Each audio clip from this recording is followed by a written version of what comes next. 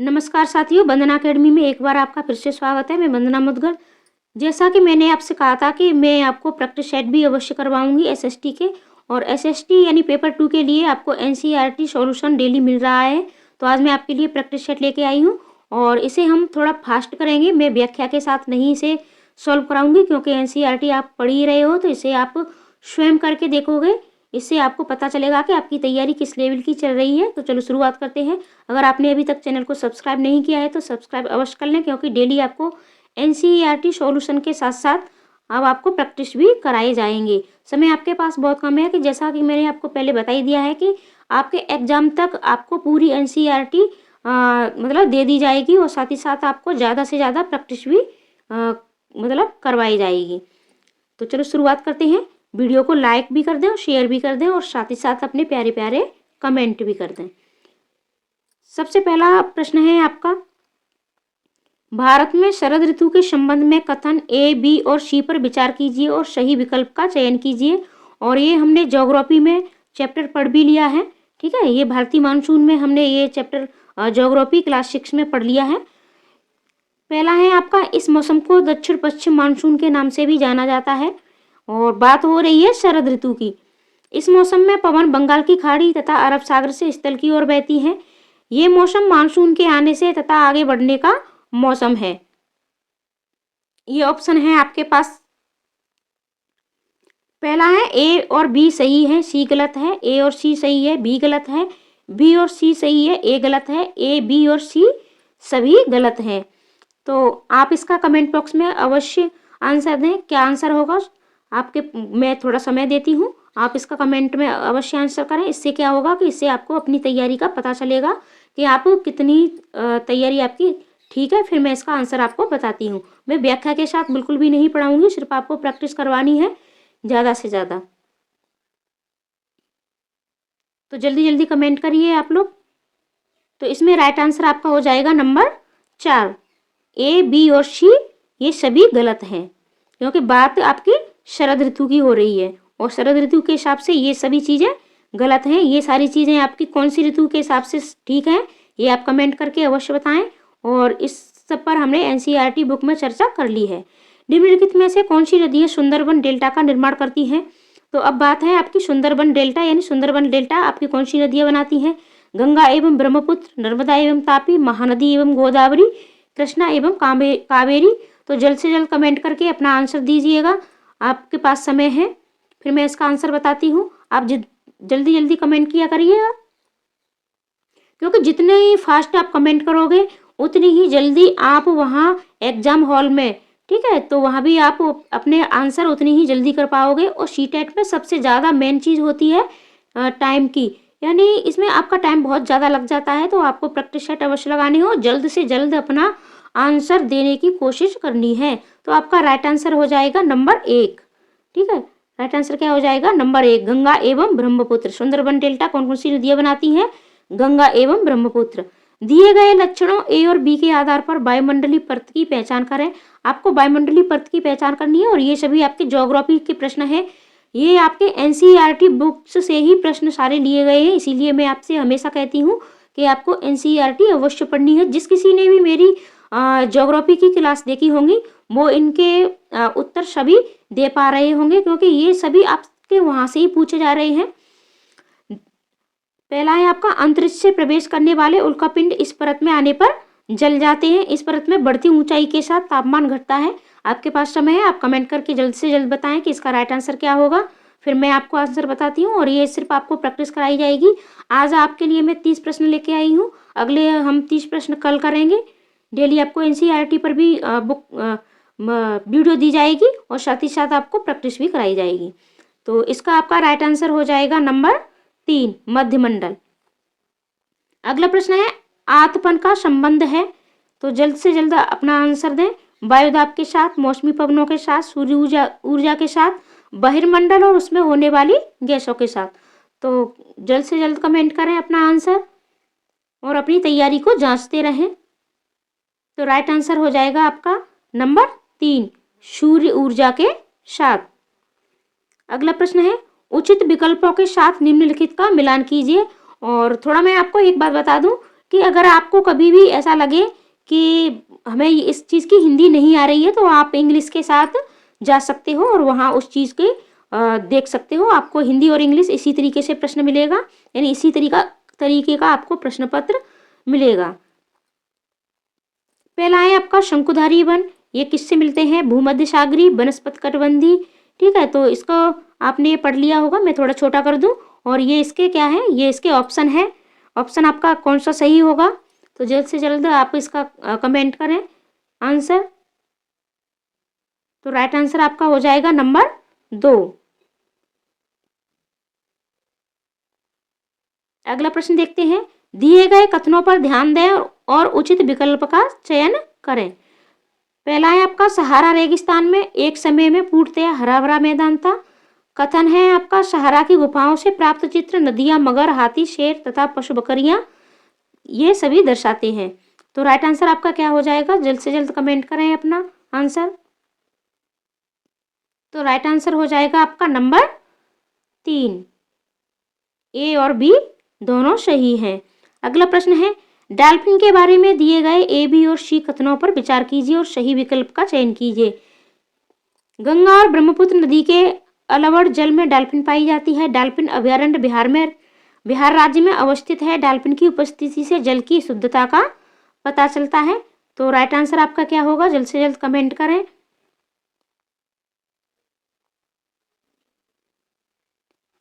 तो right answer आपका हो जाएगा नंबर 1, ए, बी और सी तीनों सही हैं। अगला प्रश्न देखते हैं, बायोगैस अनिवार्य रूप से निम्न में से किनका मिश्रण है? वीडियो को अपने दोस्तों को शेयर भी अवश्य करें। जल्द से जल्द राइट आंसर आप बताएं कि बायोगैस अनिवार्य रूप से निम्न में से किसका मिश्रण है? तो आपका राइट आंसर हो जाएगा नंबर 1, मीथेन और कार्बन डाइऑक्साइड का। संसाधन के बारे में कथन ए और बी पर विचार करें और सही उत्तर का चयन करें। सभी संसाधनों का आर्थिक मूल्य होता है। समय और प्रौद्योगिकी दो महत्वपूर्ण कारक हैं जो पदार्थों को संसाधन में परिवर्तित कर सकते हैं। राइट आंसर आपका क्या होगा? जल्द से जल्द कमेंट करें अपना राइट आंसर। तो इसका राइट आंसर आपका हो जाएगा नंबर 1, ए गलत है परंतु बी आपका सही है। निम्न में से ऊर्जा के परंपरागत स्रोत के समूह की पहचान कीजिए। खनिज तेल, प्राकृतिक गैस, ईंधन, कोयला ईंधन, बायोगैस, जल विद्युत, भूतापी ऊर्जा, ज्वारीय ऊर्जा, परमाणु ऊर्जा, सौर ऊर्जा और जल विद्युत ऊर्जा। यानी आपको परंपरागत स्रोतों के समूह की पहचान करनी है। जल्द से जल्द अपना आंसर दीजिएगा।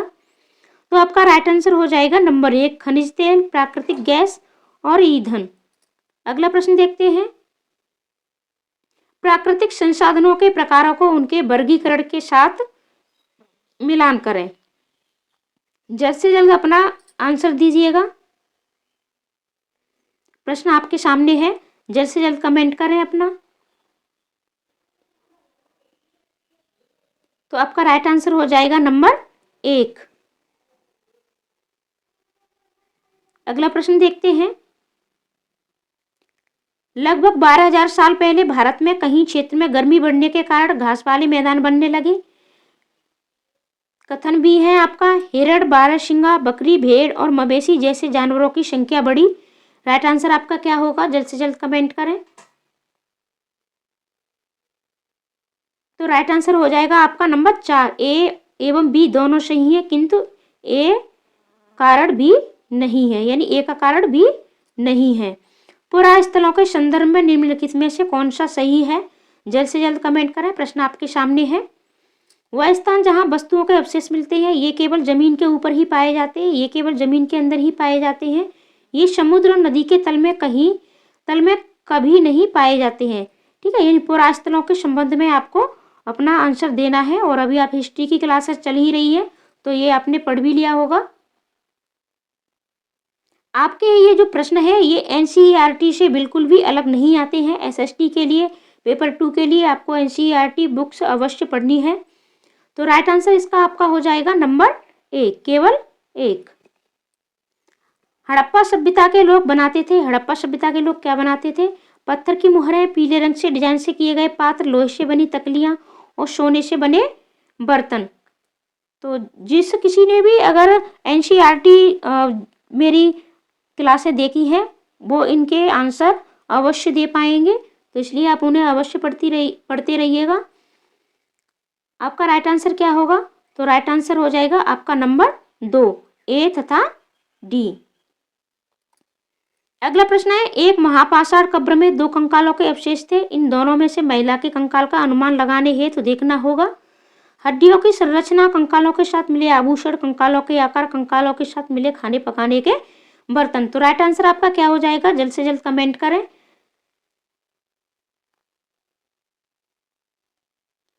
तो राइट आंसर आपका हो जाएगा नंबर 1। अगला प्रश्न है, प्रारंभिक काल से शुरू करके आरोही क्रम में निम्नलिखित को सजाएं। वेदों की रचना की शुरुआत, महापाषाणों के निर्माण की शुरुआत, इनाम गांव में कृषकों का निवास और चरक। तो इन्हें आप सजा सकते हैं और राइट आंसर अपना जल्द से जल्द दें। क्या होगा आपका राइट आंसर?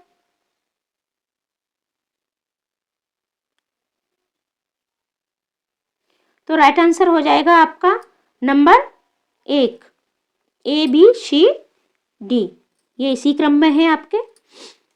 अगला प्रश्न है, हाल के काल से शुरू करके अवरोही क्रम में निम्नलिखित को सजाएं। यानी आपको अवरोही और आरोही आप जानते ही होंगे।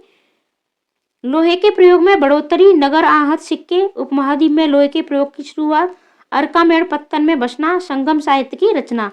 अवरोही क्रम होता है यानी उल्टा और आरोही आपका सीधा। राइट आंसर आपका क्या हो जाएगा? तो राइट आंसर आपका हो जाएगा number 3, C D A B. अगला प्रश्न है, चोल मंदिर धार्मिक, सामाजिक एवं सांस्कृतिक जीवन के केंद्र थे। चोल कांस्य प्रतिमाएं देवी देवताओं की थी, पर कुछ प्रतिमाएं भक्तों की भी थी। अब इसमें आपका क्या सही है और क्या गलत है?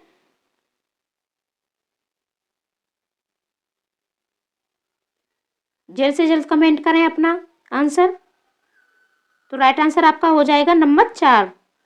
अगला प्रश्न देखते हैं, दिल्ली के सुल्तानों के समय तवारीख के लेखकों ने जन्मसिद्ध अधिकार और लिंग भेद पर आधारित आदर्श समाज व्यवस्था बनाए रखने की सलाह दी। उनके विचारों से सारे लोग सहमत होते थे।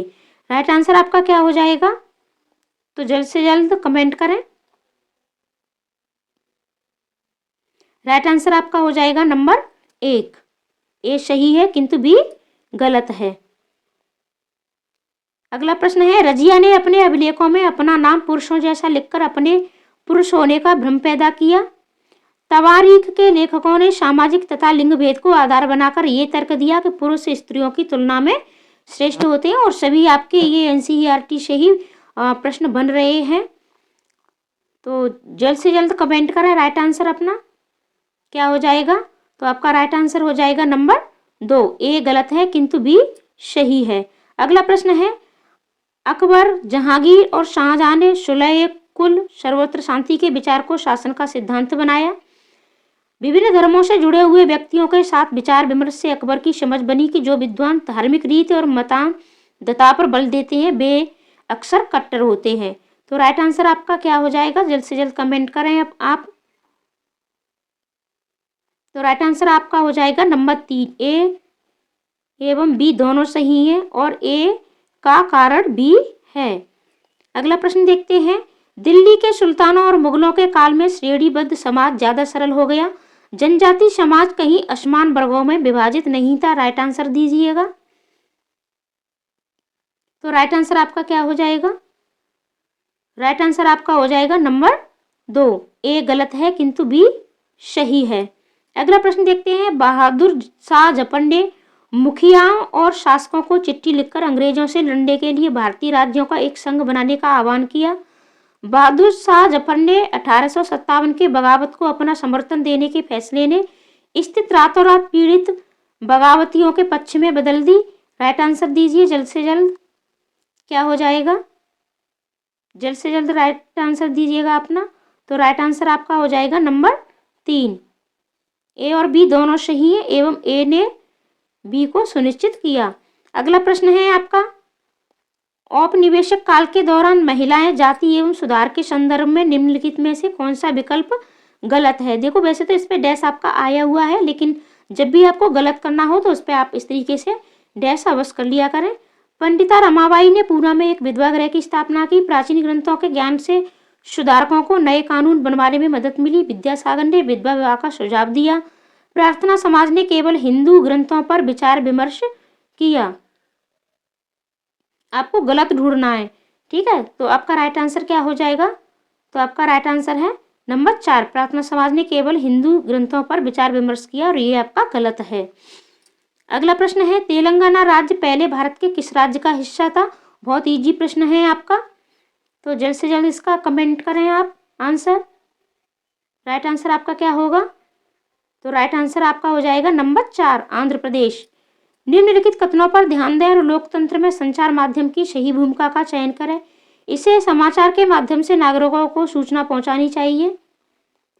इसे विज्ञापक के दृष्टिकोण को समाचार कार्यक्रमों के माध्यम से देनी चाहिए। इसे हर दृष्टिकोण की चर्चा करनी चाहिए।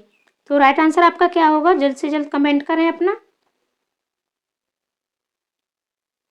तो राइट आंसर आपका हो जाएगा नंबर 3, केवल ए और सी। निम्नलिखित में से कौन सा विज्ञापन रूढ़िवादी चित्रण, जेंडर स्टीरियोटाइप का उदाहरण नहीं है? अब आपको इसमें नहीं ढूंढना है, और हम व्याख्या के साथ में बिल्कुल भी आपको नहीं बता रही हूँ कि कौन सा क्या होगा। बाकी के मैंने जितने भी आपको प्रैक्टिस सेट पहले लगवाए हैं, चाहे सीडीपी के हों, ईवीएस के हों, हिंदी के हों, आप उन्हें अवश्य देखें। मैंने पूर्ण व्याख्या के साथ करवाए हैं आपको, लेकिन अब आपको सिर्फ प्रैक्टिस करवाई जाएगी, यानी आपको अपनी प्रैक्टिस करनी है, अपने आंसर देने हैं कि कौन सा आंसर आपका होगा, यानी आपके कितने आंसर सही जाते हैं। आप कमेंट करके अवश्य बताएं कि आपके इन 30 प्रश्नों में से कितने प्रश्न सही हुए थे। निम्नलिखित में से कौन सा विज्ञापन, आप जल्द से जल्द इसका कमेंट करें आंसर। तो इसका राइट आंसर हो जाएगा नंबर 1, स्पोर्ट्स जूते के विज्ञापन में एक लड़की फुटबॉल खेलती हुई। ठीक है, ये जेंडर की, और ये आपके सीडीपी में भी बहुत पूछे जाते हैं इस तरीके से जेंडर के। दिए गए लक्षणों ए और बी के आधार पर महाद्वीप की रचना करें। ये विश्व का सबसे छोटा महाद्वीप है जो पूरी तरह से दक्षिणी गोलार्ध में स्थित है। इसे द्वीपी महाद्वीप भी कहा जाता है। और ये कौन सा है आपका? जल्द से जल्द आंसर करें, बहुत इजी प्रश्न है आपका। अंटार्कटिका, ऑस्ट्रेलिया, दक्षिण अमेरिका और अफ्रीका। अगर आप लोगों ने अच्छे से एनसीईआरटी पढ़ी है तो मैं ये कहूँगी कि आपका एसएसटी में कोई भी प्रश्न छूटेगा नहीं, और बिल्कुल आपके पूरे पूरे नंबर आपको मिलने ही मिलने हैं। तो इसलिए आप प्रैक्टिस भी अवश्य लगाएं प्रीवियस ईयर्स के पेपरों की, और साथ ही साथ आपको एनसीईआरटी अवश्य पढ़नी है। तो राइट आंसर आपका क्या हो जाएगा? राइट आंसर आपका हो जाएगा नंबर 2, ऑस्ट्रेलिया। अगला प्रश्न है, सौरमंडल में हम जैसे जैसे सूर्य से दूर जाते हैं, जल्द से जल्द आंसर दें। ग्रहों द्वारा सूर्य के चारों ओर एक परिक्रमण करने की अवधि बढ़ती जाती है। ग्रहों द्वारा सूर्य के चारों ओर एक परिक्रमण करने की अवधि घटती जाती है। आक्रम से आकार घटता जाता है। और सूर्य के बहुत नजदीक के ग्रह गैस और तरल पदार्थों से बने होते हैं, और सूर्य से बहुत दूर स्थित ग्रह चट्टानों से बने होते हैं। क्या राइट आंसर होगा आपका? यानी हम जैसे जैसे सूर्य से दूर जाते हैं, ठीक है। तो राइट आंसर है आपका नंबर 1, यानी ग्रहों द्वारा सूर्य के चारों ओर एक परिक्रमण करने की अवधि क्या है? बढ़ जाती है। अगला प्रश्न है, और ये आपका लास्ट प्रश्न है। अगले प्रश्नों को हम कल की वीडियो में देखेंगे। आज के लिए हमने सिर्फ 30 ही प्रश्न लिए हैं। कल्पना करें यदि पृथ्वी अपने कच्ची समतल की ओर नहीं झुकी होती तो क्या होता? प्रदीप्ति वृत्त और देशांतर रेखाएं एक दूसरे से मिल जाती। प्रदीप्ति वृत्त अक्षांशीय रेखाएं एक दूसरे से मिल जाते। किसी क्षेत्र विशेष में कोई मौसमी परिवर्तन नहीं होता। किसी क्षेत्र विशेष में ज्यादा मौसमी परिवर्तन होता। अभी हमने ये जो 30 प्रश्न लिए हैं, तो यकीन मानिए कि एनसीईआरटी आपके क्लास 6 की जो ज्योग्राफी है, इसमें ज्योग्राफी के जितने भी प्रश्न पूछे गए हैं उसी बुक से ये प्रश्न आए हैं। बाकी के अभी देखते हैं कि और दूसरे आपके दूसरी बुक से आएंगे या नहीं आएंगे। और आपके हिस्ट्री के भी क्लास 6 की बुक से ही पूछे गए हैं, और आपको ये सारी वीडियो मैंने दे दी है, तो आप उन्हें अवश्य देखें। जल्द से जल्द आप कमेंट करें, इसका सही विकल्प का चयन करें। तो राइट आंसर आपका क्या होगा? ये देखो, आप प्रश्न आपने पढ़ लिया होगा, प्रश्न आपके सामने है। तो राइट आंसर है आपका नंबर 1। तो वीडियो आपको कैसी लगी कमेंट करके अवश्य बताएं। साथ ही साथ वीडियो को शेयर भी कर दें। चैनल पर नए हैं तो सब्सक्राइब भी अवश्य कर लें, क्योंकि डेली आपको प्रैक्टिस कराई जाएगी, और प्रैक्टिस के साथ साथ आपको एनसीईआरटी आपको पूरी कंप्लीट कराई जाएगी। ठीक है, यानी आपको 6 से लेकर 8 तक पूरी NCERT कंप्लीट कराई जाएगी। धन्यवाद।